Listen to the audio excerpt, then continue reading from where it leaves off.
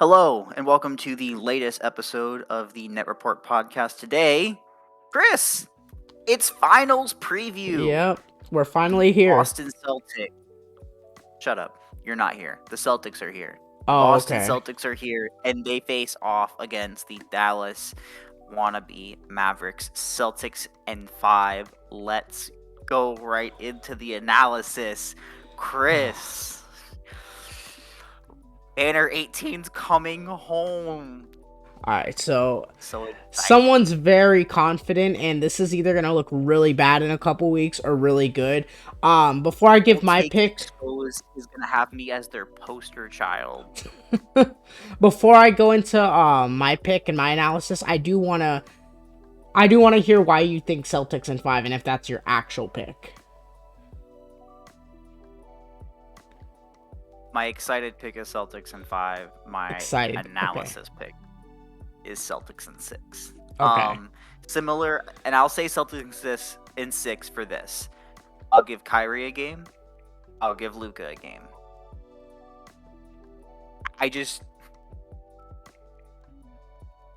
When I look at it, I know everyone's going to harp on the Celtics for, they didn't play anyone in their path, and the Mavericks played a lot of people. Yes. However, the Mavericks didn't really play what I would call an elite offense.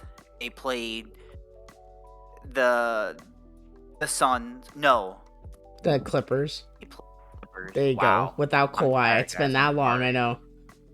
Yeah, I know. It feels like ages ago. They played a Clippers team, which brush off to the side. They played a Thunder team, good offense, not generationally great, good offense, but a young team. And then they played the Timberwolves in the conference finals, and they looked like they overmatched them the entire time. And that offense was very middle of the pack the entire season. The Celtics, Heat aside, played a very good offense in Cleveland and played the number 2 offense, if not number 1. I can't remember if it's flip-flop between Boston and Pacers, but played a top 2 offense in the Pacers. Mm-hmm. So,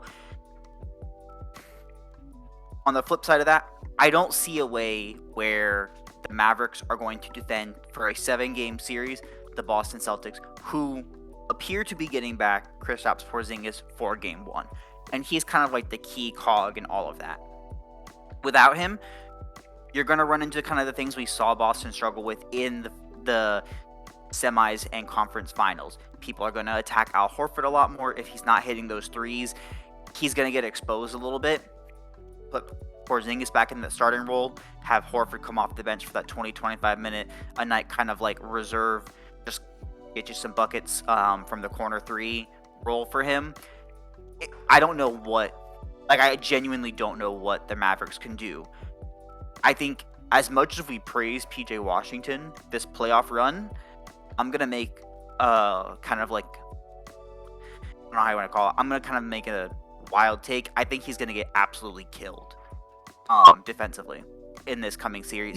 Tatum's going to kill him. I think Porzingis is going to kill him.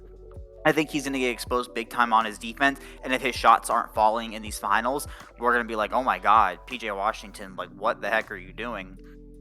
You're not going to stop Kyrie and Luka. Derek White, Jaylen Brown, and Drew Holiday are going to do their best to stop them. I think they can minimize the damage they can do. But you can let those 2 guys do their thing. They're going to get 45 to 50 a night. I think that's just, I feel confident in saying that's what I expect them to get on a nightly basis. If you can kind of clamp down Tim Hardaway, PJ Washington, kind of stop, I don't know what's going on with Derek Lively, but him, Gafford, who's been phenomenal, and Maxi Kleber, if you can kind of neutralize that, which Porzingis coming back helps tremendously. I don't see a way where the Mavericks can score enough points to keep pace with the Celtics. Mm-hmm. The Celtics had one of the worst 3-point shooting percentages in all conference finals history, and they still swept the Pacers. Yep. And now you're going to have to, on the inverse, tell me you're going to find 2 guys who can limit Tatum and Brown, let alone, even if you get those guys to 40 points, 45, like, collectively a night, Holiday, Derek White, Porzingis, Horford have all shown the ability they can get 20 plus any given night. I just think the reality is we're too deep. I think that the Mavericks have had a very good kind of, I don't want to say magical run, but they've gotten a They've lot of definitely their role exceeded players to kind of step up. expectations. Some of their role players specifically have exceeded expectations. Specifically, PJ Washington, Daniel Gafford have risen to the moment in these key series. I don't know that we continue to see that. No, that's fair. That's fair. A lot of analysis, but the reality is Porzingis coming back kind of heightens that. No Porzingis, I'll straight up say Celtics in 7, and that's a soft 7.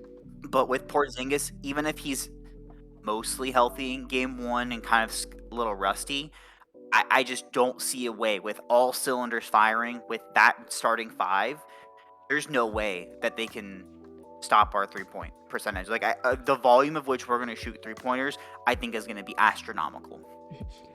Now, before I give my pick, this is going to be under the presumption Porzingis is playing every game and at least like 90% healthy. I also, on my analysis pick, like my official pick is Celtics in 6. But I will throw this caveat here because I do think it's going to go 6 or 7 games. I highly doubt we're going to see a 4 to 5 game series. If it goes 7, if it goes 7, I think I'm picking Mavs in 7 just because I trust the Mavs a lot more in a closeout winner-take-all game 7. We've seen Kyrie on the biggest stage. We've seen Luka in these big moments. And we've seen the Celtics collapse before. I don't think that happens because I think they're going to end it in 6. I just think there are better matchups overall. I know that's a weird cheating. I'm cheating with this pick, but... Cheating because you're wrong, but okay.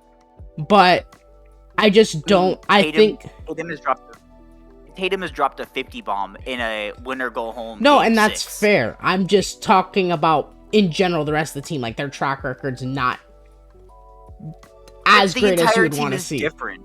All right, but I'll finish here. I will say this: 2 of our top 4 players are different than they've been in past seasons. No, and that's fair. And let me get into that. I do think what you said is true about the role players. They're gonna have a very difficult time. Celtics, one of the best switching teams in the entire league. You're gonna get hounded by all these different types of players: Tatum, Brown, Derek White. All great on the perimeter. I mean, I didn't even mention Drew Holiday. Kristaps Porzingis, a great interior presence, assuming he's healthy, he's able to move.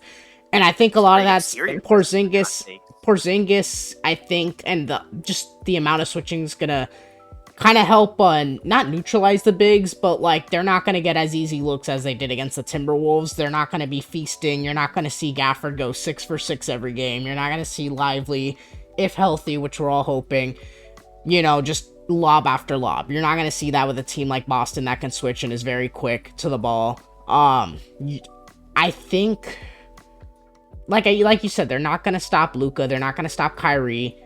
It's going to be neutralizing the role players, and with the amount of defenders they have, the switching, the side, I think, like you said, PJ Washington, kind of going to be the X factor of the series. I don't see him having an insanely good series against the Celtics team.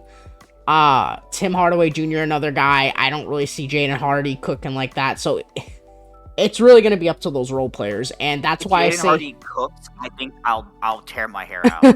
and this is someone who has been praising him all postseason. He's been phenomenal. But I think if he cooks, I will have to tear my hair out.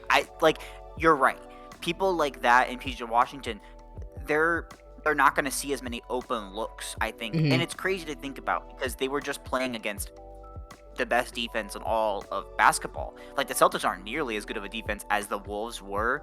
I think what we saw is Gobert get exposed a little bit, and for whatever reason, the Wolves didn't play with enough ferocity some games. Like, their youth definitely showed a little bit. Like, they got punched in the face and they never really made a comeback.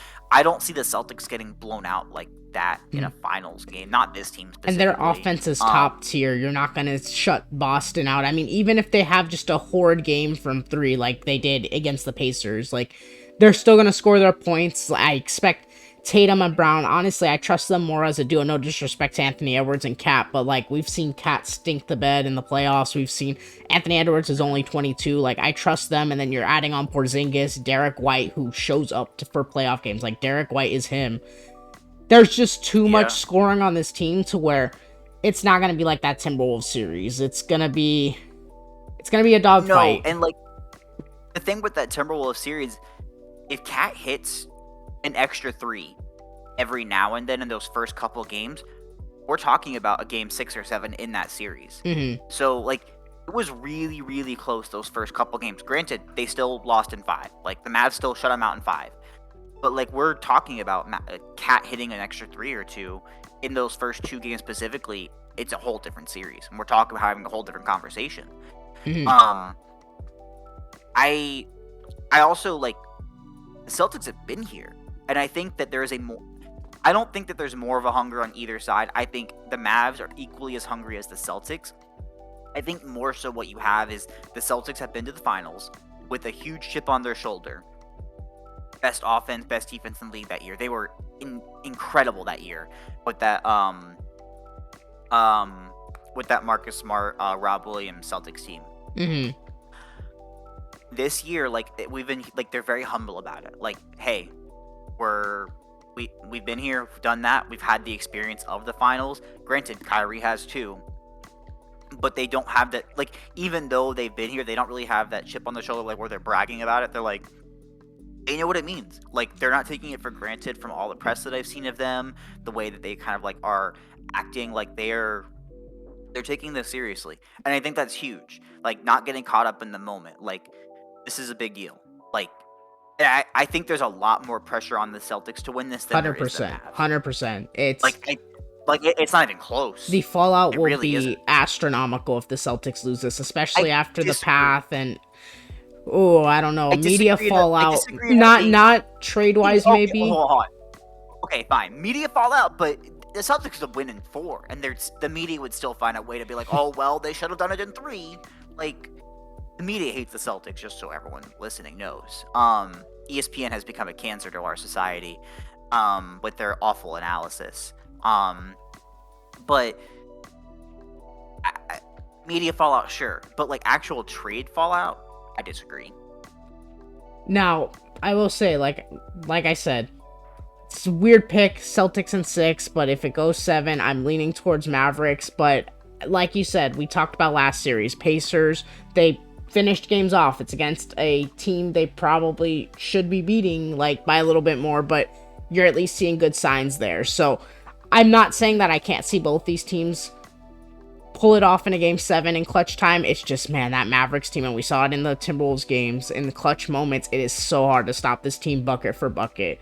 So that's why I lean there, and that's literally the only reason I lean there. Like, there's no more analysis there, I feel like. It's just, if it comes This one's to... tough. I think it's going to be fun, though. I think if it comes to like a 2016 Game 7-esque, like Cavs versus Warriors style, where it was just possession after possession, it's 50-50. it's, 100%, and that's why I lean there.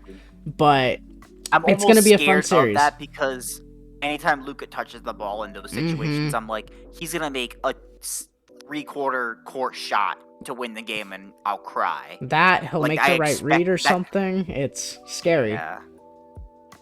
I will say this. I expect the series to be split after 2 and split after 4. I think both the Mavs and Celtics are going to win one of the 2 in Boston, and I think that the reverse is going to happen in Dallas. That's just how I expect this finals to go.